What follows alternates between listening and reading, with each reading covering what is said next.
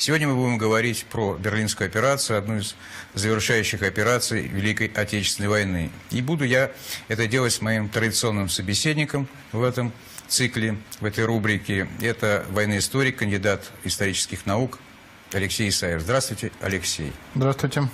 Я вот хотел вас спросить, а какие силы противостояли друг другу со стороны немцев и со стороны Красной Армии?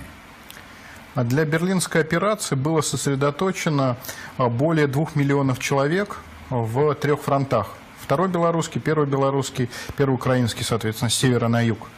Они располагали около 5000 танков и самоходных орудий, 6700 боеготовых самолетов.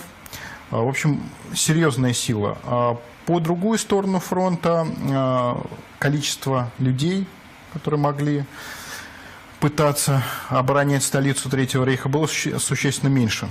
Около 900 тысяч человек против 3 фронтов, около 1000 танков и самоходных орудий. Однако они опирались на достаточно серьезную систему инженерной обороны, которая готовилась немцами в течение 2 с лишним месяцев с момента, как Красная Армия вышла на Одерские плацдармы и до начала Берлинской операции в середине апреля 1945 года.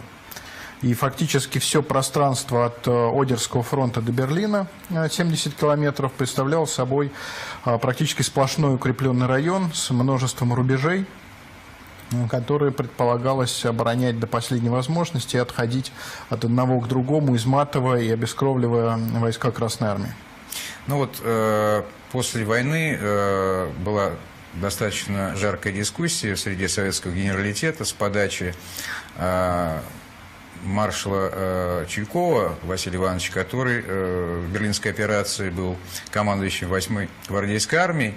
Он утверждал, что поскольку, как известно, наши войска по окончании Вислово-Одерской операции вышли на подступы дальние к Берлину, вот 70 километров, как вы говорили, он утверждал, что можно было одним броском, что называется, теплыми застать немцев, тем самым как бы на 2 месяца раньше закончить войну, и косвенно обвинял Жукова, правда, Жуков был тогда уже к тому времени в опале, но обвинял в том, что он промедлил, что потом пришлось вот эти укрепления мощные брать аж 3 фронтами. Вот что вы на это скажете, Алексей, где тут правда, где тут выдумки? Ну, я так скажу, что первое, что забыл, в кавычках, Василий Иванович, это то, что в тылу Первого Белорусского фронта находилась крепость Познань, которая к тому моменту осаждалась как раз войсками Чуйкова. Это был железнодорожный узел к востоку от Берлина, собственно, на железной дороге, которая шла к самому Берлину практически прямо с запада на восток. И, соответственно, советские войска не могли пользоваться этим железнодорожным узлом для переброски подкреплений, боеприпасов. Поэтому, не имея надежной линии снабжения, наступать на Берлин было, прямо скажем, опрометчиво. Кроме того, занятые плацдармы на Берлине, на подступах к Берлину на реке Одер, они были еще небольшими, то есть на них нельзя было сосредоточить крупные ударные группировки. А немцы уже, в принципе, подтянули те резервы, большая часть из которых, примерно 70%, уже фактически участвовала в берлинской операции апреля 1945 года. То есть вывезена из Норвегии дивизии, дивизии, сформированные из учебных подразделений. Кроме того, в середине февраля еще не была подтянута авиация, аэродромы.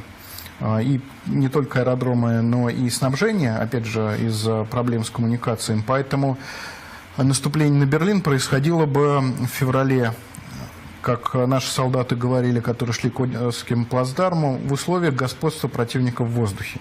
То есть такой 41-й год, да, картина? Да, то есть это была бы, ну не 41-й, скажем так, наступление в условиях господства противника в воздухе, это 42-й год. То есть это был бы такой ремейк какого-нибудь наступления в Сухиническом выступе. Поэтому в феврале 45 года было наступать опрометчиво. Все же немцы собрали крупную авиационную группировку, и вот эти вот Одерские плацдармы, они бы подвергались постоянной бомбардировке, и мосты к ним тоже. Василий Иванович утверждал, что противостоящая нашим войскам 9-я немецкая армия была якобы вдребезги разбита. Так ли это? Да, была вдребезги разбита в ходе Висло-Одерской операции, но управление армией было выведено в тыл и получило новые войска. То есть те соединения, которые не входили в нее на момент, когда она подпирала плацдармы на Висле. Кроме того, с севера над флангом Первого Белорусского фронта нависала 11-я танковая армия СС, которая могла ударить во фланг, которая, опять же, на прикрытие от которой надо было расходовать силы. Поэтому та группировка, которая могла стартовать в Берлину в феврале, она была просто численно меньше. И надежда на то, что после тяжелых боев в прорыве обороны Одерского фронта у нее хватит еще сил наступать в городе, это, мягко говоря, иллюзия. Кроме того, Первый Украинский фронт находился довольно далеко еще главными силами к востоку. Вот они на рубеже Нейси, как в апреле, и вел частично даже оборонительные бои с немецкими контрударами, отбивал немецкие контрудары, которые с юга были из гористой местности. Поэтому вот этого двойного удара Жуков плюс Конев на Берлин его бы не было. Поэтому февраль – это авантюра. То есть там даже высказываются опасения, что, пойди на это, Первый Белорусский мог бы даже попасть в окружение. Ну, окружение вряд ли, потому что все же превосходство в подвижных соединениях было на стороне Красной Армии. 2 танковые армии – это 2 танковые армии. А у немцев подвижные соединения были все загнаны в Венгрию. Ну, не все, а подавляющее большинство. Поэтому окружение это вряд ли, но что могли остановиться на полпути к Берлину и понести напрасные потери, это несомненно. А если учесть, что в тот момент как раз была Ялтинская конференция, то я думаю, что руководство страны не хотело рисковать в такой ситуации, когда устанавливался миропорядок, что называется, когда можно было подготовиться. Ну и так, скажем, на Ялтинской конференции, я думаю, удалось бы отмазаться, сказать, что мы не хотели идти на Берлин, мы расширяли плацдармы. То есть я думаю, что от союзников будет так. Итак, успех, на самом деле, у Красной Армии на тот момент был впечатляющий. Стояли в 70 километрах от Берлина, а союзники были на тот момент далеко к западу и, можно сказать, зализывали раны после Арденна и Нордвинда. У нас была на эту тему передачи, что называется, союзники ускорились только всерьез в марте 1945 года. Хорошо. Тогда обратимся к апрельской операции. Какой план изначально был у Жукова? Да, вот нам очень удачно действительно показали карту берлинской операции. Суть плана, которую Ставка снабдила фронты, оба, и Первый Белорусский и Первый Украинский, заключалась в том, чтобы главными силами танковых армий выйти на линию соприкосновения с союзниками на Эльбе. То есть, в принципе, это вот окончание стрелок фактического ведения операции.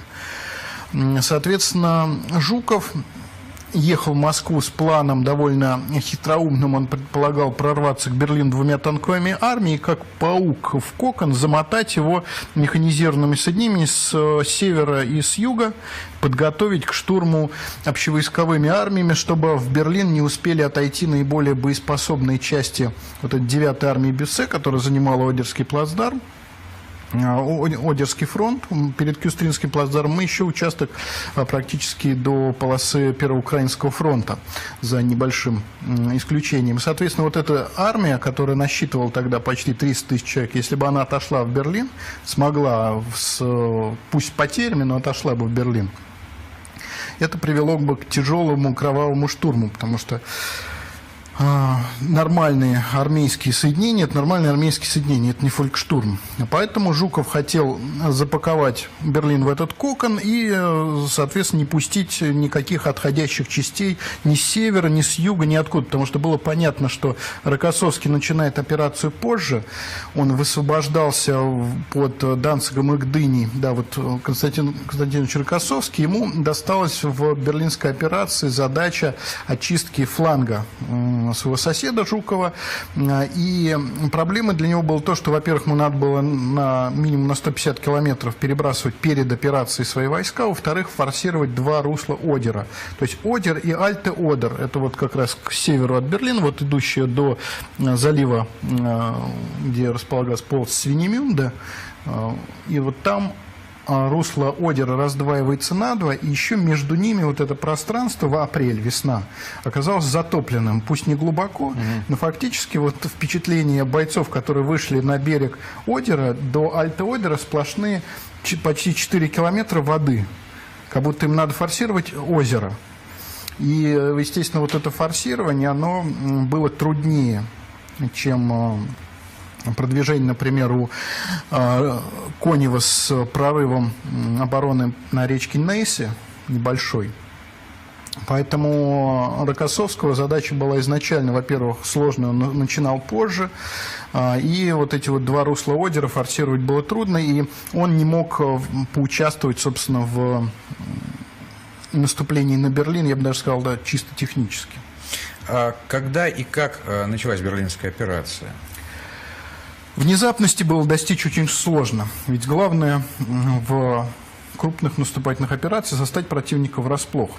Задача в случае с Берлином была, я бы так сказал, архисложная, поскольку направление наступления было очевидным. У Красной Армии был Кюстринский плацдарм, соответственно, с него наступление 70 километров до Берлина. Где, как не тут, надо наступать. Но Жуков нашел очень интересное решение.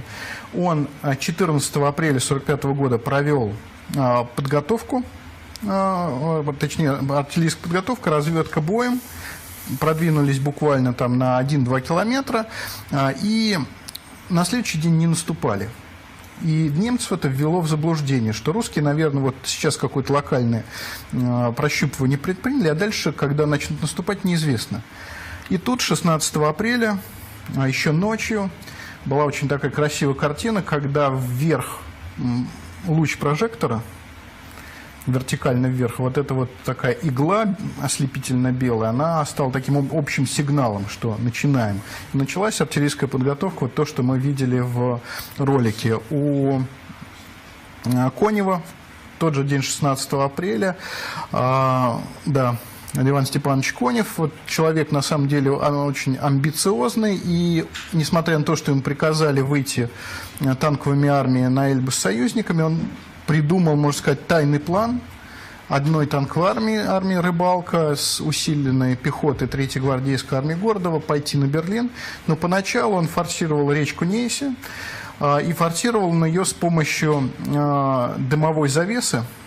То есть вот была дымовая завеса над рекой, густое облако дыма, и под прикрытием этого дыма форсировали реку и дальше двинулись вперед, потом на намеченном рубеже ввели 2 танковые армии, «Рыбалка» и «Лилишенко», и вообще у Конева дела поначалу пошли очень хорошо, поскольку немцы не заметили перегруппировку вот этих 2 танковых армий. Несмотря на то, что Красная Армия находилась на немецкой территории, в которой было немецкое население, вроде бы все возможности для разведки, но удар вот этот оказался для немцев внезапным, и это, в общем-то, иллюстрация того, что происходило в 1941 году, когда внезапно перегруппируются крупные механизированные соединения, удары, они уходят в глубину, круша все на своем пути. А вот у Жукова были проблемы, начались проблемы с наступлением, да, вот Георгий Константинович, несмотря на то, что он был человеком очень хитрым и хорошо продумавшим план операции, он пошел вразрез с директивами Ставки и стал вводить танковые армии сразу в бой, а не в обход Берлина навстречу союзникам. столкнулся он с довольно сложной местностью в долине Одера. Вот немцы называют Одербруш, вообще Одерское болото, но это долина Одера. Вот если вам покажут, вот там ведется активно, велось, по крайней мере, тогда, да и сейчас вот видно, что поля распаханы, это как раз вот я весной в апреле был. И вот такие вот ирригационные каналы, они являются, я бы так сказал, самым распространенным препятствием. Типичным ландшафтом. Да, их множество. То есть вот это конкретно это Гауптграбен, то есть такой главный. Танконедоступное место. Да, то есть если попытаться переехать этот канал весной на танке, то танк, скорее всего, застрянет. Мостов не очень много через эти, потому что не требовалось. То есть есть Рейхштрассе, идущая через Зиелов. А вот как раз-таки здесь, в долине Одера, мостов мало, и за них шел бой постоянно. Немцы не все из них успевали взорвать. Давайте вернемся сейчас к моменту того, как он вводил танковые армии, поговорим о причинах их.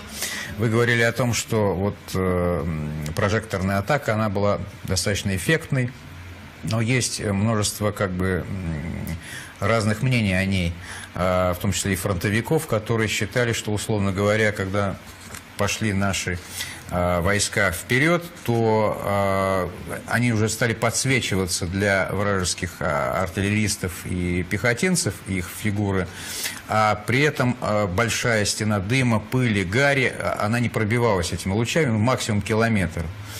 И надо сказать, что в середине дня, и сам Жуков признает это в мемуарах, он пишет, что к часу дня я понял, что артиллерийская подготовка не уничтожила вот эту вторую полосу немецкой обороны, когда они стали подходить, наши войска, к Зиеловским высотам, когда пехота, по сути дела, залегла. И тогда, видимо, пришлось вводить танки. Нет, ситуация была чуть-чуть другой. Значит, ситуация следующая. Прожекторы включили для того, чтобы удлинить короткий весенний день. 16 апреля, весна. И когда были включены прожекторы, от них были, в принципе, не в восторге. Часть из них немцы выбили пулеметами. То есть это понятно, что не было такое средство, которое гарантированно заливает слепящим светом всю долину. Их было просто не очень много, этих прожекторов. 43. Но, тем не менее, когда они стоят с достаточно большими промежутками, они лишь слегка подсвечивали пространство. И когда были включены прожекторами, Красная Армия вот на волне вот этого удара мощного артиллерии продвигалась довольно успешно. И проблемы начались, когда уже наступил день, и прожекторы давно выключили. Проблемы начались, когда уткнулись, во-первых, вот в эти вот каналы. Это первое препятствие было. Справа канала, слева Зиеловские высоты. Да, хуже. Каналы, Зиеловские высоты. Еще у соседа Чуйкова-Берзарина, у него не было впереди никаких Зиеловских высот. Одна из проблем, так сказать, мифологии Берлинской операции в том, что Зиеловские высоты, они же не перегораживают весь плацдарм. Они закрывали только полосу двух армий. 69-й Колпакчи и 8-й Чуйкова. Дальше они обрывались, вот если, вот, прекрасный кадр, я вот специально сделал как раз из долины Одера, находились на шоссе. Во-первых, видно, что обрываются эти высоты. Это такая вот невысокая достаточно гряда, 30-50 метров, но по ним не взъедешь, особенно весной, когда почва раскисшая. И вот эти вот высоты, сейчас они густо утыканы электрогенераторами, а тогда, естественно, всего этого не было. На них там стояли орудия. Вот это вот обрыв высот. Дальше идет Альте-Одер, тогда еще не очень большая река, соответственно, она стала главным препятствием для соседа Чуйкова. А вот так Красная Армия на подходе к Зиеловским высотам еще к ним не подошли. Середина дня. Уже по плану вводятся танковые армии. То есть план заключался в том, что прорываем уже в первые часы оборону, сразу вводим танковые армии. Еще до того, как определилось, что мы застреваем, танковые армии уже переправились и пошли в бой. То есть, как говорится, уже поздно было проворачивать фарш назад. Пить боржоми, что называется. Да, и когда Жуков говорит о том, что вот пришлось вводить танковые армии, на самом деле они уже были, вариантов не было. Это была домашняя заготовка. Но это была домашняя заготовка. Вы скажите, Алексей, ну мы смотрели вот все-таки круче склоны. Как танки и танкисты действовали? Как вот им пришлось воевать в таких условиях? Значит, ближе к вечеру подошли к Зеловским высотам. Взять высоту, вот так вот взъехать на нее на танке или на самоходке проблематично. Остается наступать только вдоль дорог. То есть вот были дороги, несколько дорог. Надежды Жукова, я бы так сказал, одной из главных надежд Жукова был мощный авиационный удар. У него было в 16-й воздушной армии 3000 самолетов. Такого количества самолета ни в одной воздушной армии ни до, ни после этого не было. У него была 18-я дальнебомбардировочная армия. Плюс, нет, это ему, что называется, посылали его, что называется, указаниями ставки на конкретные цели. А так главным ударным кулаком Жукова была 16-я воздушная армия. Он себе выпросил авиакорпус Ту-2 новейших, которые могли таскать бомбы весом в тонну. Корпус П-2, и вот Чуйкову как раз достался корпус 6-й БАК на Ту-2. Но погода плохая, нелетная, и в том числе над аэродромами. И вот в самый тот момент, когда надо было давить авиацию и артиллерию на вот этих вот Зеловских высотах, как раз Чуйкову, самолеты были прикованы к земле. И то, до чего не доставала артиллерия, то, до чего могла долететь авиация, оно было недоступно для воздушного молота, который был у Жукова и у Чуйкова непосредственно. Поэтому на Зеловских высотах застряли, что вызвало неудовольствие вплоть до Москвы. Потому что Москва не думала, что Жуков пойдет в разрез директивы ставки и решит танковыми армиями рваться в сторону Берлина. Ну, а после того, как он принял это решение, после того, как Москва, скрипя сердцем, пришлось согласиться с этим, как да, же... ну, даже так сказал, она не согласилась с этим, она приняла это к сведению, потому что было уже поздно возвращать. Точнее, это, надо сказать, не она, а он, если говорим товарища Сталина. Да. И более того, он в течение примерно суток вообще не разговаривал с Жуковым, то есть, можно сказать, у них была такая вот сутки молчания. А на самом деле танковые армии, которые ввели, они вот эти Зеловские высоты... Катукова и Богданова. Да, Катукова и Богданова, они фактически пошли в обход Зеловских высот, и это, собственно, и стало причиной того, что Одерский фронт рухнул. За счет первого механизированного корпуса Кривошеин, как раз тот человек, который стоял на параде, ну, не параде, в прохождении в Бресте, вместе с Гудерианом. Да, на одной трибуне с Гудерианом на прохождении, вот это, правильно все прохождение назвать. И вот севернее Зеловских высот на узком фронте вот этот корпус Кривошеина прорывается в глубину, и за ним вот так вот входят две танковые армии. То есть через пробитую узкую брешь, причем узкую брешь пробили в обороне воздушно-десантной дивизии немецкой. То есть она была хуже подготовлена, чем обычные армейские части. И, соответственно, ее сбили, ввели две танковые армии, и все. После этого Одерский фронт можно было считать рухнувшим. И дальше вот армия Бюссе стала откатываться назад, и на самом деле для нее главной неприятностью стало решение Сталина повернуть Конева на Берлин. Вот это хотел вас спросить, почему Сталин все-таки повернул Конева на Берлин, если так это уже хорошо? Нет, события стали развиваться не в первый день. То есть, так сказать, первые 2 дня это как раз-таки попытки пробиться по имеющимся направлениям, а уже вот на 2-й день нащупали вот это, начали пробивать на узком фронте оборону, но эффекта немедленного еще не было. И это заставило Сталина обратиться к соседям. То есть директивы получили на самом деле Рокоссовский и Конев о том, что, ребята, прорывайтесь и идите в обход с севера и с юга на Берлин. Это в плане операции, опять же, не было. Конев обрадовался. Ура! Наконец-то я могу ввести свои домашние заготовки. То есть все, что заранее продумывалось, теперь он получил официальное разрешение и начал поворачивать и пошел на Берлин. Советские войска в маршевых колоннах рванули на Берлин, причем и оказались в тылу. То есть немцы их не ожидали там? Вот этого поворота они не ожидали. Но на самом деле вот это вот движение в маршевых колоннах в тыл 9-й армии, оно уперлось в Барут-Сосинский рубеж, такой оборона Берлина стоилась по несколько колец, да.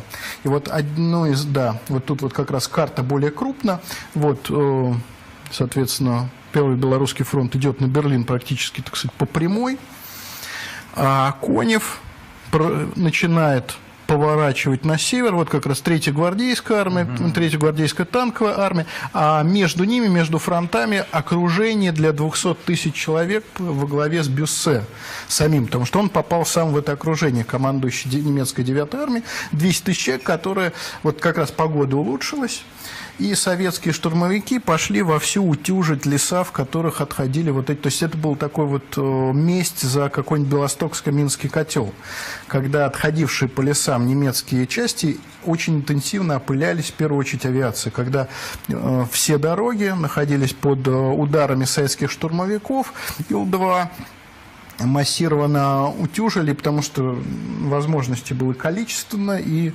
боеприпасов было достаточно. И Конев, он сознательно решил, в первую очередь, дистанционно громить эту группировку, а главными силами идти на Берлин. И вот он как раз есть вот это кольцо вокруг Берлина, вот Барут-Сосинский рубеж, вот эти вот местность своеобразная, леса, и в них дороги сравнительно узкие.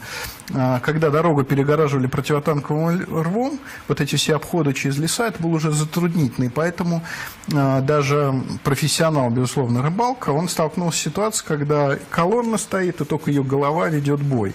И особо там не поманеврируешь. И вот на этом Барут-Сосинском рубеже он застрял, как раз примерно 20 апреля. И вот в этот момент можно было считать, что Конев проиграл гонку за Берлин, которую, в принципе, можно сказать, что он сам начал. А была все-таки гонка, да? Гонка была инициирована лично товарищем Коневым. То есть изначально в плане ставки, если говорить о том, что... Между ним и Жуковым, надо пояснить. Да, затевал ли товарищ Сталин гонку за Берлин, можно ответить: нет, товарищ Сталин гонку не затевал. Товарищ Сталин сказал: идите к Эльбе, встречайте союзниками, хлеб-соль, но рекомендации дальше не ходить и в Берлин не соваться. Поэтому план товарища Сталина был, он более, можно сказать, примитивным, вот выйти вот в Дessau, Лейпциг, вот здесь вот на Эльбу, да, и, соответственно, не Иван рыпаться Степанович дальше. был человеком чистолюбивым. Да, ему бы не простил ни рыбалка, ни даже рядовые бойцы фронта, если бы он не попытался вот этот вот скачок на Берлин сделать. И он этот скачок сделал, надо сказать, приложил все усилия. Его же на Барут-Сосинском рубеже начали утюжить реактивные Медведь-62. Рыбалка дали целую зенитную авиадивизию, но проблема в том, что по реактивным самолетам еще стрелять не научились. И зенитчики писали, что они настолько быстро носятся, Да, 800 с чем-то да, что мы километров не в час. успеваем брать упреждение. И вот как раз-таки облегчение, которое было дано Жукову, это то, что, во-первых, началось окружение армии Бюссе, и сразу Жуков на это молниеносно отреагировал, он вывел из боя первую танковую армию и бросил навстречу рыбалка с тем, чтобы замкнуть кольцо плотно и не пустить ни в коем случае, что называется, ни одной дивизии в Берлин. И оттянули авиацию от него. То есть немецкий вот Грайм как раз сразу развернул основные усилия авиации в сторону идущего к Берлину с юга рыбалка. И тем самым отвлек силы от... Жуковцев. Да, при этом достаточно жестокие воздушные бои шли, когда погода улучшилась. Изо всех сил немцы пытались атаковать советские части, причем в потерях советских танковых войск есть, я бы так сказал, несколько десятков машин за всю операцию, подбитых с воздуха. Это говорит о том, насколько интенсивное воздействие производилось в этот момент немецкой авиации, потому что у них было у 6-го воздушного флота 1500 самолетов, пусть, конечно, меньшинство штурмовики, но тем не менее Фоке-Вульфы изо всех сил пытались утюжить танковые колонны, идущие на Берлин, со всех сторон. А наши летчики, соответственно, их сбивали. Есть асы, которые стали асами именно вот эти последние дни войны. Ну и Иван Кожедуб сбил 2 своих последних самолета, и вместе с ними там еще 2 мустангов американских, которые его атаковали 17 апреля, приняв за Фоке-Вульф, видимо. Хотел вас спросить, ну хорошо, Конюм, понятно, чистолюбив, Жуков тоже чистолюбивый человек, а как же Константин Ксаверич Рокоссовский? Неужели он был настолько нечистолюбив, что не попытался как бы тоже войти хотя бы частью сил в Берлин? Разумеется, Рокоссовский был человеком честолюбивым, тем более он получил приказ, прямой и недвусмысленный, разрешение идти. Но у него было вот эти 2 русла Одера. Операция, на самом деле, Второго Белорусского фронта началась тяжело. Ну, вот, значит, в принципе, достаточно хорошо видно вот этот вот участок к северу от Берлина, от того, который мы только что рассматривали. Вот эти вот 2 русла Одера, там операция началась не очень поначалу успешно, именно потому, что нужно было передовыми отрядами захватить Альте-Одер, который дальше к западу лежал, и вот через эту всю местность, залитую водой, еще и снабжать ударной группировки. Лучше всего это получилось у Батова. То есть, на самом деле, план операции предусматривал, что главный удар будет наносить другая армия, но лучше всего получилось у Батова с 65-й армией, но и у него дела шли не сахар, потому что находился порт Штеттин, в настоящее время город Шецен, польский. Из этого города била немецкая артиллерия по переправам. Наводят переправу, ее немецкая артиллерия разбивает. Поэтому вот эта вот борьба шла фактически где-то до начала 20-х чисел апреля, когда удалось вскрыть плацдарм, и после этого, можно сказать, ввели механизированные части, и начались вот эти вот стрелочки, которые у нас тут видны, спокойно занятие Западной Померании, выход к Балтийскому морю. А так вот на момент 20 апреля, когда решалось, кто, собственно, будет брать Берлин, реально кто будет брать Берлин, тогда попытки еще были, но, понятно, уже стало ясно, кто будет брать Берлин. Рокоссовский был настолько далек от этой задачи, что с него вот этот приказ вскоре даже сняли. То есть ему сказали, мы вам там говорили, идите на Берлин, это отменяется, действуйте по старому плану. Переходя к действиям в самом Берлине, к которому, собственно говоря, вышли и танковые армии, и стрелковые части обоих фронтов, хотел спросить, надо ли было вводить танки на улице города, на ваш взгляд, и плюсы и минусы этого решения? Да. Значит, тут хорошо бы нам показали, во-первых, картинку, танк с экранами, Т-34 с экраном. Значит, я бы так сказал, одна из самых знаменитых фотографий танка Т-34-85 в Берлине. Иногда вот эти вот сооружения на бортах танка называют кроватными сетками. Но это, я думаю, что такие какие-то фантазии, поскольку в реальности суровой эти сетки были сварены из стального прутка в палец толщиной. Никакие они, естественно, не кроватные. Проводились перед началом операции эксперименты, которые показали, что вот эти экраны не защищают. Если фауст-патрон обычный, который был у немцев, попадает в такой экран, он срабатывает, у него инерционный взрыватель, и он впивается в броню кумулятивной струей, и, в принципе, танк выводится из строя точно так же. То есть силы взрыва и кумулятивной струи оказывается достаточно. Поэтому массово это не производилось. Это скорее такая самодеятельность танкистов, да? Самодеятельность, скажем так, для самоуспокоения. То есть, в принципе, от мелких фауст-патронов 30, вот фауст-патрон 30, это может быть при каком-то ракурсе попадания и спасло бы.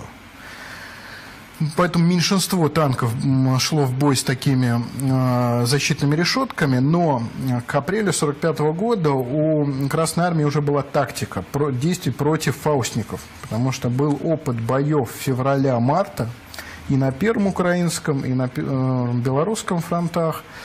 Был уже и опыт штурма городов-крепостей, и, вообще говоря, фауст-патроны уже понюхали, увидели и поняли, что это такое. Главная проблема была в том, что фауст-патрон имел небольшую дальность. Главная проблема... 30 метров, да, по-моему? 30 метров. Приблизиться на 30 метров к движущемуся танку в чистом поле – это вообще практически unreal.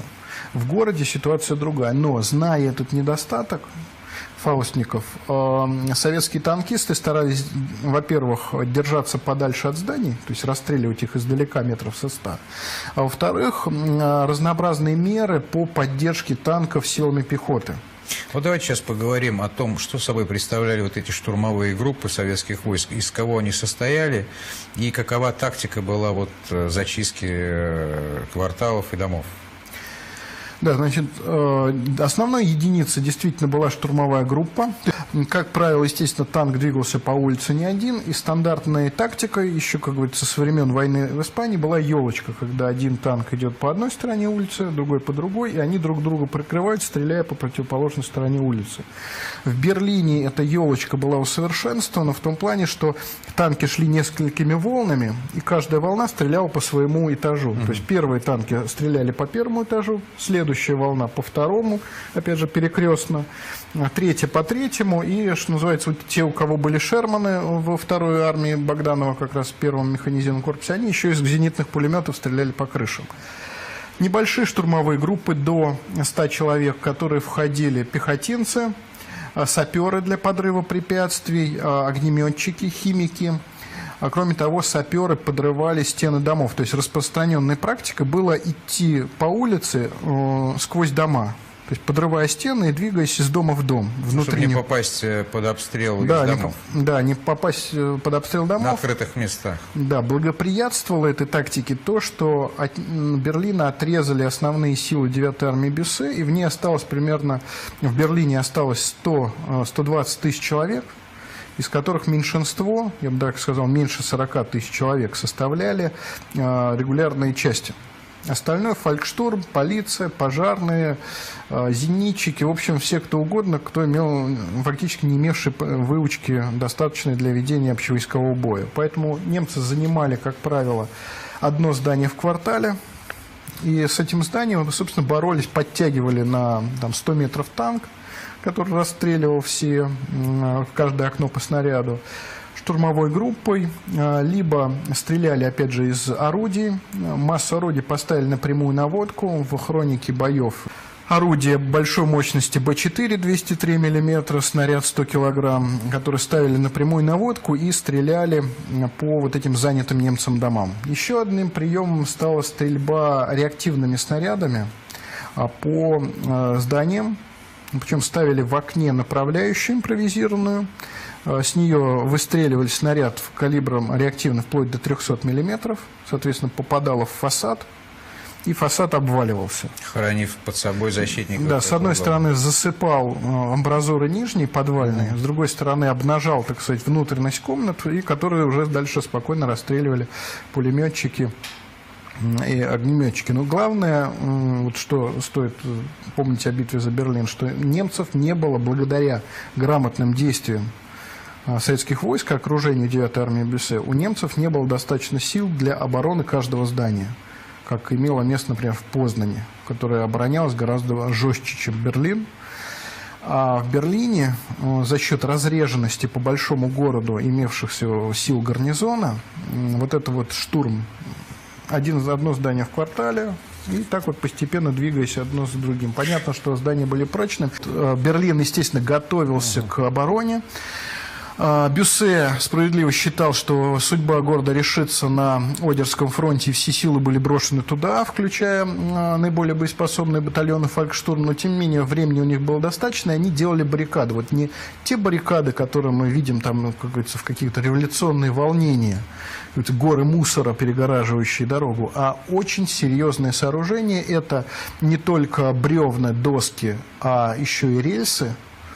Внутри засыпалась камнями и землей, и, в принципе, вот такая баррикада, она выдерживала выстрел даже снаряда 152 мм, то есть выстрел из Су-152 или, например, из поставленной напрямую наводки пушки МЛ-20. Вот такая баррикада разлеталась только от снарядов Б4. Естественно, для танков это серьезное препятствие. Обычно предпринимались меры к тому, что вот этот узкий проход перегородить. Еще хотелось бы отметить, вот, покажите вот пантеры на там Бадштрассе или... Немцы для обороны города приспособили еще корпуса танков и так называемая танковая рота «Берлин», примерно 2 десятка машин, были пантерные башни, были башни танков Т-4, которые вот так вот вкапывались в тротуар. Это на самом деле не отдельно башня, а корпус танка без двигателя, вкопанный в тротуар, и он простреливал, соответственно, окружающие улицы. И, естественно, это довольно серьезное препятствие. Такой выстрел из пушки «Пантера» мог поразить на тот момент, в принципе, любой советский танк, вплоть до тяжелых. А тяжелые танки, они применяются. У меня, кстати, вопрос еще и по применению нашей артиллерии. Вы говорили о том, что применялись 203 миллиметра, да. Там, по-моему, и 305 были. Я почему спросил про артиллерию, про крупный калибр. Вы рассказывали про то, как использовались гаубицы, как использовались реактивные снаряды. Но ведь были в столице Германии объекты, которые не поддались даже самым крупным калибрам. Я имел в виду 6 зенитных башен ПВО. 3 было. Или 3, да. Да. У них стены были почти 3-метровые, их... по-моему, так и не удалось, отскакивали. Во всяком случае, Катуков рассказывал, что когда на прямую наводку наши гаубицы стреляли, да, ничего не получилось. Действительно, как вот удалось их взять? Вот башни ПВО, на самом деле, ни одной из них штурмом не взяли. 2 из них просто остались в северо-восточной части города, их обошли.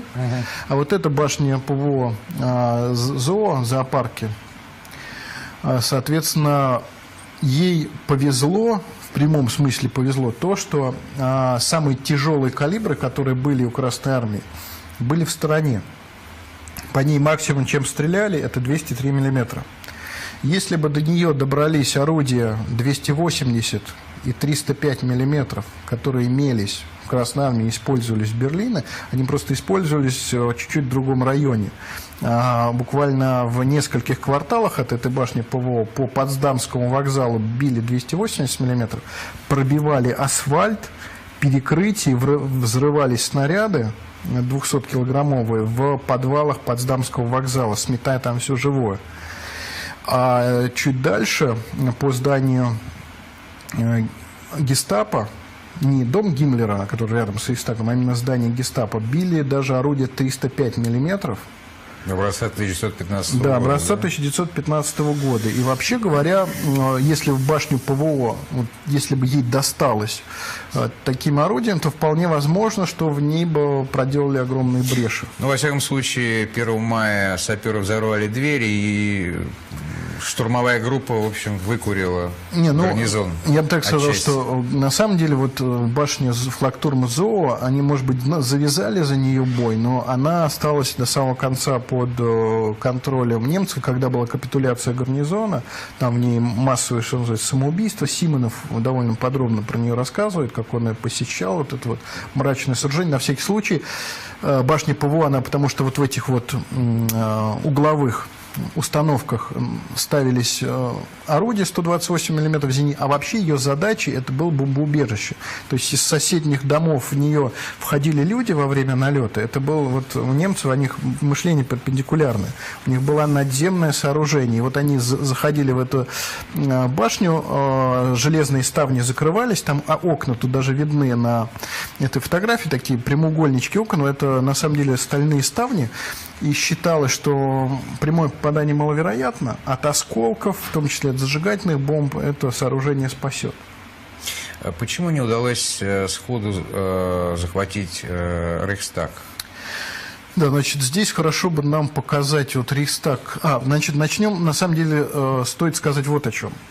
Целью Красной Армии в Берлине был Рейхстаг, но фюрер-то сидел под рейхсканцелярией, да, вот Рейхстаг, а вот сейчас хорошо бы показать нам рейхсканцелярию. Вот это вид точно так же с воздуха рейхсканцелярия, я бы даже так сказал, с сада рейхсканцелярии, вот вот этот двор, под которым находился бункер фюрера. Про него на самом деле никто не знал. Это был сверхсекретный объект. То есть англичане что-то там с самолета увидели, что копаются, но не придали этому значения. И вот здесь, под этим садиком, собственно, сидел фюрер. Это было в центре Берлина. И вот То есть настолько секретно, что даже не знаю. не, в ней побывал Молотов в ноябре 1940 года, но карты использовали чуть устаревшие, поэтому, что там находится рейс-канцелярия, не знали и шли мимо нее. То есть ставили даже задачи идти мимо нее. Идя к Рейхстагу, в принципе, выходили на ближние подступы к рейхсканцелярии. А так задачи войскам ставились идти, можно сказать, мимо рейхсканцелярии, мимо бункера фюрера. Ну, просто объективно не знали, где сидит Гитлер. А Рейхстаг был действительно... Неким символом. Да, он был неким символом. Вот. Там Гитлер в 1939 году объявил о войне, да? Не-не, он всегда объявлял в спортпаласе. То есть у него было специальное... А это было здание немецкого парламента, которое, в принципе, во второй половине 30-х было не очень нужным. И хотели даже во время войны в нем его переделать в башню ПВО. То есть сделать такую карликовую башню ПВО. И, значит, главные проблемы в первом штурме Рейхстага 29 апреля, значит, вот проходит река Шпрей, вот такой течет. Вот там вдали мост Мольтке. И оттуда, с севера, географически с севера, а так из левого верхнего угла этого снимка шла 3-я ударная армия и, собственно, 79-й корпус и 150-я дивизия. Соответственно, преодолевают они мост Мольтке. То есть, в общем-то, то, что ее взяли сходу и проскочили мимо нее танками, это само по себе было достижением. То, что немцы не сумели... успели задействовать, да? Да, не успели это удержать, потому что Кузнецов очень грамотно рванул на узком фронте по району Моабит, выскочил к мосту Мольтке, при том, что у него в тылу еще шли бои, преодолевает мост Мольтке. Вот сейчас можно показать снова район Рейхстага с воздуха. И проблема была то, что как раз в этом месте, на площади, строили... Вот здесь можно Рейхстаг с воздуха нам еще покажите второй раз. А там строили метро. И вот видно, в принципе, на снимке здоровенный такой, как озеро, и от него такое ответвление. Наши называли это рвом противотанковым. На самом деле это был фрагмент метро, строили У-Бан. Соответственно, вот эти вот раскопки на площади, они здорово мешали наступающим. И когда советские бойцы выскочили на площадь перед Рейхстагом, они, во-первых, уперлись в этот ров, который надо было преодолеть, а во-вторых, сзади, с другой стороны площади, напротив Рейхстага, стояло здание Кроль-оперы. Из них били пулеметы в спину бойцам, которые шли к Рейхстагу. Они быстро сориентировались, там небольшие потери, то есть на уровне там пары десятков человек убитыми, то есть быстро сориентировались, отошли. И вот 30 апреля сначала взяли Кроль-оперу, а потом пошли на Рейхстаг. Ну, вот если говорить о потерях, хотел спросить, каковы были потери советских и немецких войск в этой операции? Вокруг, во всяком случае, советские очень много ломается копий до сих пор. Я думаю, ломаются копья, в общем-то, ввиду непонимания цифр вполне официально названных, они соответствуют тому, что я видел в документах. Общие потери Красной Армии убитыми, пропавшими без вести, ранеными составили в Берлинской операции около 350 тысяч человек, 352 тысячи человек небольшим. Из них 78 тысяч человек безвозвратно. Это 3 фронта. Большая часть потерь, большинство, пришлись на Первый Белорусский фронт. Это понятно. Да, потому что главного удара. Да, и он был самым многочисленным, на самом деле. Вот спекуляции вокруг Берлинской операции строятся на эпизоде с второй польской армией, которая шла далеко на Дрезденском направлении, по ней контрударили немцы. Ее здорово, скажем так, отбросили назад с окружениями небольшими, с достаточно серьезными потерями, но они, потери у нас вот в официальном справочнике, польские потери второй польской армии не показаны толком. Из этого делается далеко идущий вывод, что на самом деле все потери за всю Берлинскую операцию, они вот такие же неправильные, как по второй польской армии. Это, разумеется, не так. То, что приведено в справочнике Кривошеева, вполне стыкуется с документами. Достаточно серьезные потери понесла армия Чуйкова, потому что она и шла и через Елские высоты, и по улицам Берлина. Большие потери 3-й ударной армии Кузнецова, это уже в самом Берлине. Но, тем не менее, можно сказать так, что сам штурм города Берлин, он стоил Красной армии где-то 50 тысяч человек общих потерь. Из них примерно 20 тысяч человек безвозвратных потерь.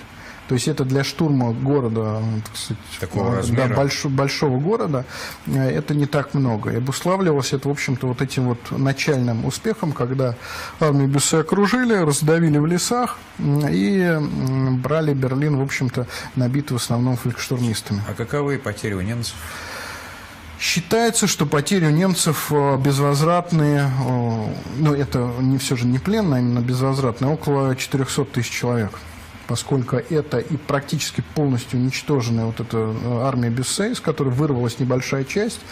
А так, я когда ездил под маленький городок Хальбе, там мне показывали вот кладбище, вот это вот лес, в котором захоронили после боев под Хальбе около 20 тысяч человек. Вот лес, вот тут лежит 20 тысяч убитых. Да.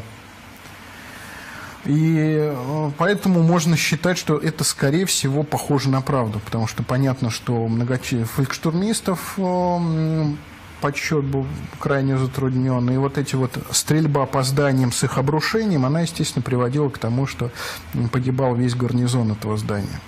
Поэтому вот 400 тысяч человек, это похоже на правду. Ну вот и завершая нашу программу, я не могу не спросить вас, как вы оцениваете саму Берлинскую операцию и итоги, опять же, потому что есть разные оценки этой операции. Одни считают ее блестящей, другие считают одной из позорных чуть ли не страниц Красной Армии. Я бы сказал, что операция действительно блистательная. Я ее даже называю, я не первый раз использую эту аналогию, и я на ней настаиваю. Это советская атомная бомба. Вот у американцев было Тринити, взрыв атомной бомбы, а у нас был штурм Берлина, когда мы очень быстро взяли крупный город, столицу, которую обороняли изо всех сил. При умеренных потерях, на самом деле, в сравнении с поставленной задачей.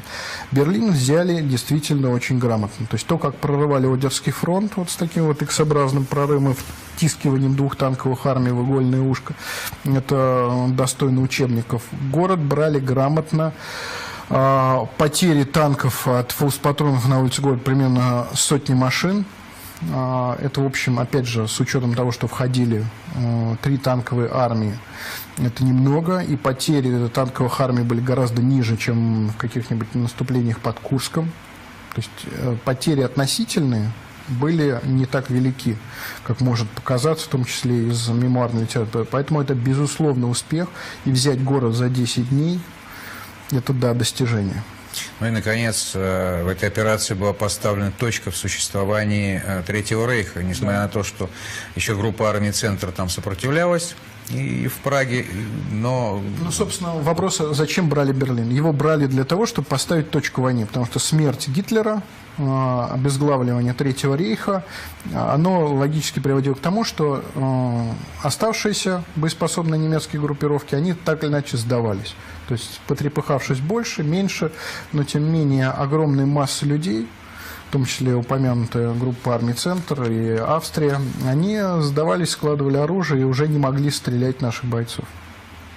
Я благодарю за интересную беседу. Я напоминаю, что у нас в гостях был военный историк, кандидат исторических наук Алексей Исаев, и мы говорили с ним про Берлинскую операцию. Всего вам доброго, до свидания, до новых встреч.